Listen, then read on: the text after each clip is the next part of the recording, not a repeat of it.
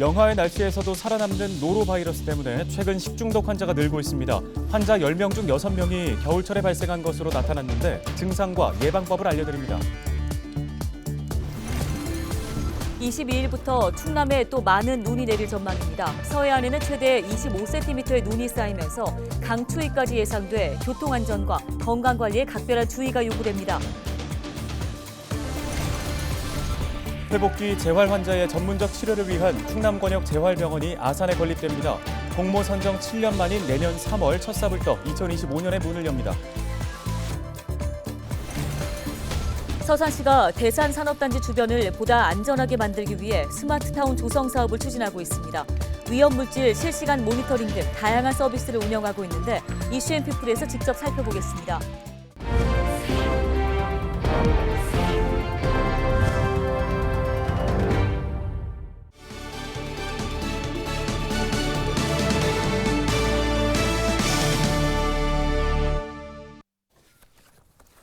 시청자 여러분 안녕하십니까? 헬로티비 뉴스입니다. 흔히 식중독은 음식이 상하기 쉬운 여름철에만 조심하면 된다고 생각하실 텐데요. 추운 겨울에도 식중독을 각별히 주의해야 합니다. 네, 식중독을 일으키는 노로바이러스가 추위에 강하기 때문입니다. 증상과 예방법 알아봤습니다. 정호석 기자입니다. 지난달 경남 창원의 한 유치원에서 70여 명이 식중독에 걸렸습니다. 지난주에는 충남 아산의 한 유치원에서도 70여 명이 비슷한 증세를 보였습니다. 이처럼 겨울에도 식중독 감염이 기승을 부리는 이유는 노로바이러스 때문입니다. 최근 5년간 노로바이러스에 걸린 환자 중 60%가 겨울철인 11월부터 다음해 3월 사이에 발생했습니다. 노로바이러스가 영하의 온도에서도 살아남기 때문입니다. 추운 날씨에도 불구하고 겨울에 흔히 발생하는 이유로는 노로바이러스가 영하 60도까지 온도 변화를 잘 견디고 겨울에는 식중독 위험이 낮을 거라는 사람들의 인식 때문에 음식물 관리가 소홀하기 때문입니다. 상한 음식을 한 입만 먹어도 식중독을 일으킬 수 있는 노로바이러스. 바이러스에 감염되면 구토와 설사 등이 주로 나타나고 심한 경우 탈수까지 이어질 수 있습니다. 또 면역력이 약한 노인이나 어린아이들은 합병증까지 나타날 수 있어 주의가 필요합니다. 특히 백신이 없어 예방이 매우 중요합니다. 조개와 굴 등 식재료는 85도 이상에서 충분히 익혀 먹고 물은 끓여 마시는 게 좋습니다. 또 바이러스에 감염된 사람과 접촉할 경우 전염될 수 있습니다. 최근 한 달간 발생한 노로바이러스 식중독 환자는 220여 명. 지난해 같은 기간보다 20% 가까이 늘었습니다. 전문가들은 사회적 거리 두기 해제로 개인 위생이 느슨해지고 사람 간 접촉이 늘어났기 때문이라 말합니다. 이에 따라 개인 위생을 철저히 하고 환자가 만졌거나 사용한 옷과 이불은 즉시 소독해야 합니다. 흐르는 물에 비누로 30초 이상 손등까지 깨끗하게 씻는 것이 가장 효과적인 방법이고 과일과 채소도 철저히 씻어야 합니다. 겨울철 노로바이러스로부터 안전하려면 철저한 위생이 제일 중요합니다. 노로바이러스는 회복 후에도 길게는 2주까지 전염성이 유지됩니다. 따라서 완전히 회복하더라도 3일 동안은 식재료를 만지지 않는 것이 좋습니다. 헬로티비 뉴스 정호석입니다. 22일부터 성탄절 전날인 24일까지 사흘 동안 충남에 많은 눈이 내릴 전망입니다. 예상 적설량은 충남 서해안 10에서 25cm, 충남 내륙 5에서 15cm입니다. 북쪽 찬 공기가 내려오면서 한파도 이어지는데요. 22일에는 기온이 5에서 10도가량 큰 폭으로 떨어지고 23일에도 강추위가 예상됩니다. 이 기간에는 바람도 매우 강하게 불 전망입니다. 기상청은 교통 안전에 유의하고 건강과 시설물 관리에 각별히 주의를 기울여달라고 당부했습니다. 회복기 재활 환자의 전문적 치료를 위한 병원이 아산에 건립됩니다. 충남도는 공모 선정 7년 만인 내년 3월 충남 재활병원 건립에 들어간다고 밝혔습니다. 병원은 아산시 용화동에 위치해 지하 1층, 지상 4층, 150개 병상 규모로 지어집니다. 사업비는 국비 등 총 495억 원입니다. 충남도는 전문적인 재활 프로그램을 체계적으로 제공해 장애인과 재활치료 환자들에게 큰 도움이 될 것으로 기대하고 있습니다.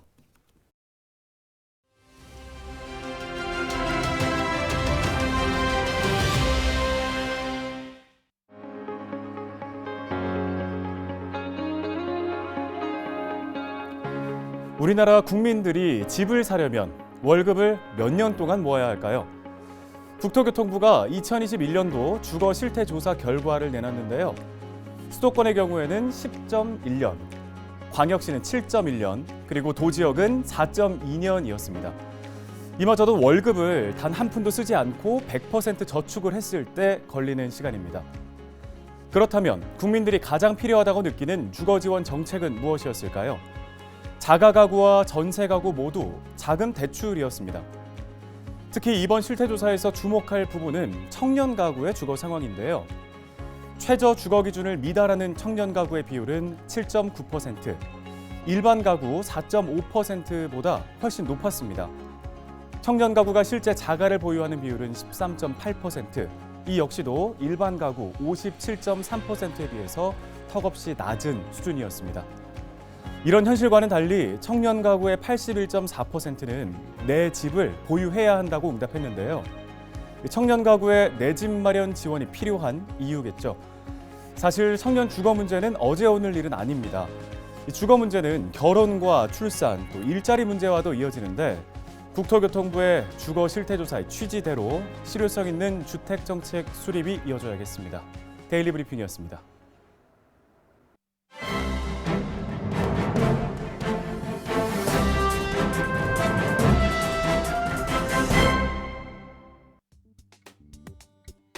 신문 브리핑입니다.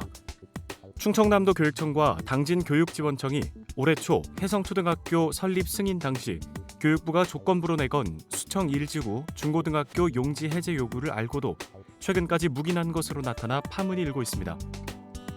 지난 1월 교육부는 혜성초 설립을 승인하면서 2024년 2월까지 중고등학교 용지 해제를 조건부로 내걸었지만 이 같은 사실이 뒤늦게 알려지면서 논란이 커지고 있습니다. 당시 충남도 교육청과 당진교육지원청에서는 수청 1지구 내 초등학교 설립이 확정됐다며 교육부 중앙투자심사를 통과해 2025년에 개교할 예정이라고 공개한 바 있습니다. 이들은 교육부가 조건부 의결한 내용으로 통학 안전대책 마련을 조건으로 내걸었다고 밝히면서 중고등학교 용지 해제 요구에 대해서는 언급하지 않았는데요. 이와 관련해 당초 조건부 내용을 알고 있었음에도 지금까지 알리지 않은 이유가 무엇이냐는 신문 측의 질문에 충남도 교육청 관계자는 모든 행정 업무를 일일이 공개하지 않듯 해당 내용을 공개하는 게 의무사항이 아니라서 알리지 않았다며 정보 공개를 요구했다면 알렸을 것이라고 답했습니다. 당진교육지원청에서는 도시개발사업조합과 당진교육지원청의 문제이고 해결 방안을 찾기 위해 논의 중이라 외부에 알리지 않았다고 밝혔는데요. 하지만 수청 1지구는 도시개발사업 추진 과정에서 충남도 교육청의 승인을 얻어 유치원, 초등학교, 중학교, 고등학교 등 각급 학교 용지를 한 곳씩 확보한 바 있습니다. 이는 상당수의 사람들이 수청 1지구 내 주택을 분양받는 데에 주요 요인으로 작용해 왔습니다. 때문에 사람들의 선택을 돕기 위해서는 학교 용지 해제와 관련한 내용을 일찍이 공개했어야 한다고 비판하는 목소리가 커지고 있습니다. 신문 브리핑이었습니다.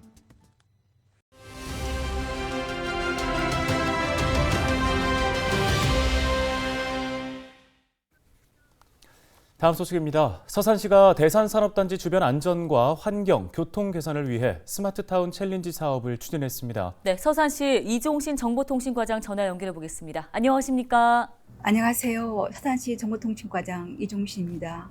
예, 과장님 먼저 대산산업단지 주변 지역에서 추진됐던 스마트타운 챌린지 사업, 이게 어떤 사업인지 소개해 주실까요? 네, 대산산업단지 주변 지역에서 추진한 스마트타운 챌린지 사업은 국토교통부가 주관한 공모사업으로 진행했습니다. 스마트타운 챌린지 사업은 도시 특정 지역의 첨단 정보통신 기술인 스마트 기술을 활용하여 지역이 갖고 있는 문제를 해결하는 사업인데요. 이 사업의 가장 큰 특징은 사업 계획 단계부터 지역 주민과 거버넌스를 구성하여 주민이 직접 의견을 제시하고 그 의견을 수렴하는 과정을 거치면서 지역에 꼭 필요로 하는 서비스를 구축하고 제공하는 것에 큰 의미가 있다고 생각합니다. 그동안 서산시는 대산산업단지 주변 지역 문제 개선을 위해 국비 20억, 도비 3억 포함 총 43억을 들여 8가지 스마트 서비스 제공에 필요한 현장 시설물과 정보 시스템을 구축하였습니다. 네, 구체적으로 어떤 서비스들이 운영된 건가요? 네, 먼저 대산산업단지 주변 안전환경 분야로 오염물질 운송 차량 실시간 모니터링과 사건 발생 시 산업단지 주변을 확인하기 위한 안전 드론 그리고 오염물질 정보를 수집하는 계측 센서를 설치하였습니다. 특히 오염물질 운송 차량 확인에 필요한 정보 공유를 위해 지난 9월에 전국 지자체로는 처음으로 한국교통안전공단과 업무 협약을 체결하였습니다. 교통 분야에는 일일 교통량의 40% 이상이 출퇴근 시간에 집중되고 있어 통행시간 개선이 필요하였습니다.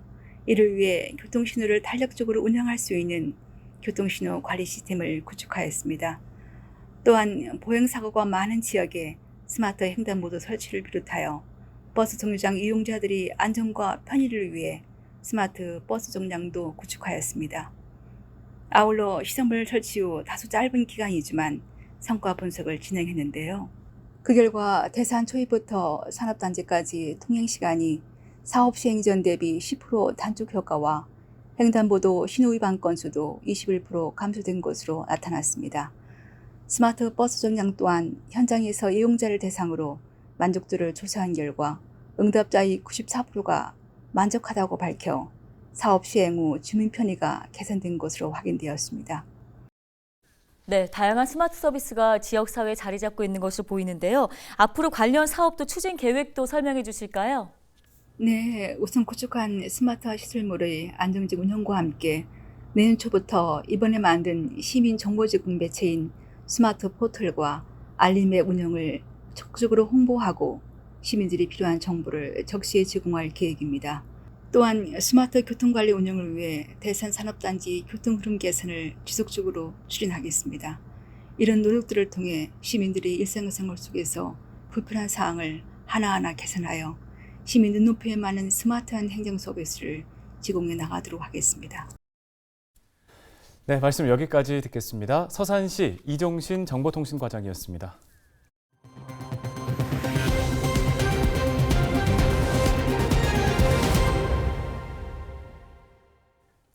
다음 소식입니다. 충남도와 15개 시군이 코로나19와 고금리로 어려움을 겪고 있는 소상공인들을 위해 금융 지원에 나섭니다. 대출 규모는 모두 3천억 원으로 업체당 최대 5천만 원입니다.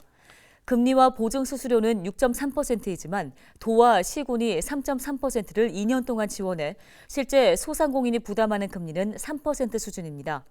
신청 후 내년 1월부터 충남신용보증재단 본점과 9개 지점, 또 국민은행 등에서 할 수 있습니다. 충남도가 최근 경제 상황을 점검하고 대응 방안을 모색했습니다. 충남도는 21일 김태흠 지사와 경제산업 관련 기관, 전문가 등이 참석한 가운데 민선 8기 제3차 경제상황 점검회의를 개최했습니다. 회의에서는 대내외의 경제 상황과 도내의 경제 현안을 살펴보고 이른바 차이나 리스크에 따른 탈중국화 방안 등을 논의했는데요. 충남도는 이날 나온 의견을 검토해 미래 성장 산업 육성과 에너지 전환 등 내년 산업 경제 정책 계획을 세워나갈 방침입니다. 홍성군이 민선 8기 공약 중 하나인 결성 스포츠타운 조성에 나섭니다. 홍성군은 21일 군청에서 타당성 검토 용역 최종 보고회를 열고 2028년까지 결성면 읍내리 43번지 일원에 8만여 제곱미터 규모의 스포츠타운을 조성하기로 했습니다. 스포츠타운에는 야구장과 양궁장, 풋살장 등이 들어설 예정입니다. 청운대가 지역사회와 상생 방안을 모색하고 평생학습을 활성화하기 위한 자리를 마련했습니다. 청운대학교 사회서비스대학은 21일 보령에서 지역 공동체와 대학의 상생을 주제로 포럼을 개최했는데요. 이 자리에는 청운대 교수들과 지역 기업, 협동조합 대표 등이 참석해 지역사회 발전을 위한 협력을 다짐하고 청소년과 농업 문제, 사회적 활동에 대한 토론을 진행했습니다.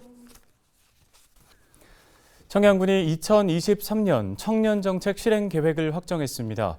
이에 따라 청양군은 151억 원을 투입해 청년 셰어하우스를 10호에서 20호로 확대하고 충남 도립대 기숙사비 지원도 늘릴 방침입니다. 또 청년의 경제적 자립을 위해 청년수당과 취업수당 지원, 일자리와 창업공간 확대 등을 추진할 계획입니다. 청양군의 18세 이상 45세 이하 청년 인구는 6,300여 명으로 전체 인구의 21.1% 수준입니다. 뉴스 마치겠습니다. 네, 고맙습니다.